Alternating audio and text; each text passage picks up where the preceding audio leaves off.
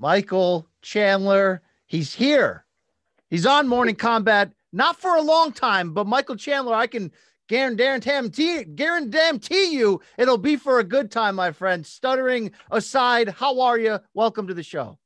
I'm doing good. How about yourself? Sorry, you caught me there. I had my 1 o'clock food I had to eat real quick. Oh, I love it. I love it. Stay on brand, stay on schedule, stay on weight. UFC 257 co-main event. So much lightweight action going on. Your UFC debut.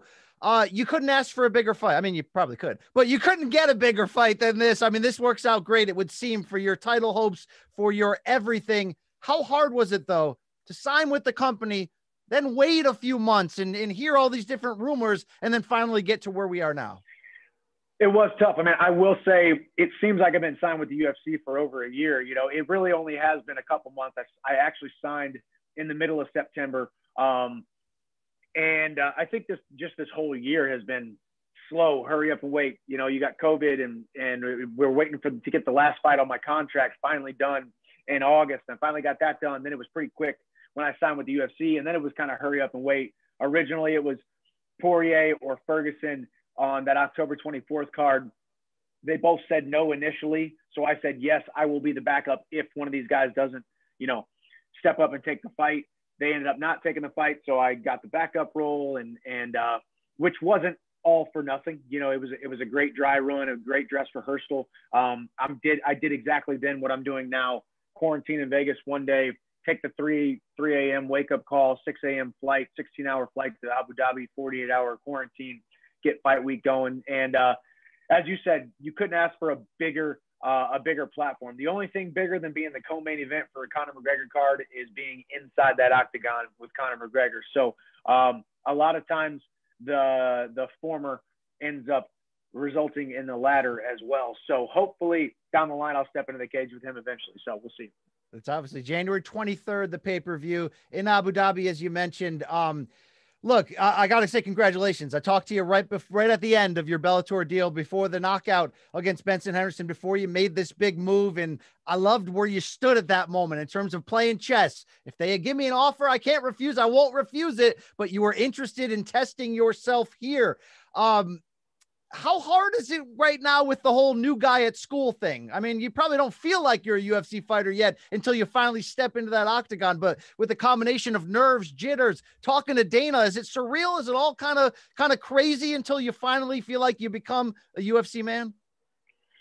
Yeah, I think a couple of years ago it would have been a little bit more surreal. But that's not to negate how huge this organization is, the reach, the platform, the well-oiled machine that it is. It is so much bigger than anything else I've experienced in my career. And I think I truly need to step into that octagon and compete and get a win and prove my worth in order to consider myself one of the guys on the inside. And then once that happens, guys will want to fight me. Every single guy inside the top 5 or 6 said no to fighting me aside from Conor. Conor was the only guy who didn't get offered the fight, and Khabib didn't, of course, but everyone else said no, and rightfully so. Nobody wants to be the first guy who steps into the octagon with the guy from outside the organization. I get that. Nobody wants to dip their toe in the water first. Dan Hooker's the guy that said yes. Dan Hooker's the guy I get to compete against, co-main event, UFC 257. It's that will be the introduction, not just to all of the people who have watched me over the years. I mean, I'm going to reach an audience like I've never reached before, and I'm excited about it. No doubt about it. What are your feelings now for Scott Coker and Bellator and a company that had been almost your entire career? Did it part on kind terms? Are you in a good place with them at the moment? In a great place with them. It was a perfect, and that's how I always like to operate. I don't like to have any negativity in my life. I don't like to have bad relationships in my life. I mean, I had numerous conversations with Scott Coker, Mike Kogan, Rich Chu, the brass at Bellator. I told them from the get-go, hey guys, this is what I want to do. I told them I wanted to go to the UFC. At first there was a little bit of hesitation because they did have matching rights, and but ultimately they made a decision that was, good for them, but also a great decision for me as well. And they gave me the opportunity to go test myself and they said, go win that title. And I said, I can go do that. I think I can. Right. I believe that I can. And here we go. I believe that you can too, Michael Chandler. That's why we're fired up. And when the name Dan Hooker came up, for us, you know, serious fans, it's like, good God, that guy's got balls. He's got technique. If he matches up with Michael Chandler the same way we've seen Michael Chandler match up with the great Eddie Alvarez, guys like that, this could be an all-timer right here. I know this fight is to set up future plans, but are you expecting, I mean, top shelf violence here? This is going to be out of control. What are you feeling right now? I am, you know, I'm expecting, you know, I mean, as I do every fight, I expect to go out there and get a finish. I'm always looking for the finish. I expect for the man to crumble when these hands land in the right spot, and to feel them wither and wilt underneath my pressure. But I also expect the best version of Dan Hooker, the Dan Hooker that stepped into the cage with Dustin Poirier and almost beat him. I expect a tough, hard-charging, tough granite chin, unbreakable Dan Hooker that we have seen in so many fights. And that's the guy that I want to fight against. If I go out there, knock him out in the first round, I'm ecstatic. But I'm also sickly also interested and happy if we turn that into a 15-minute knockdown, drag-out, fight of the night, fight of the year war.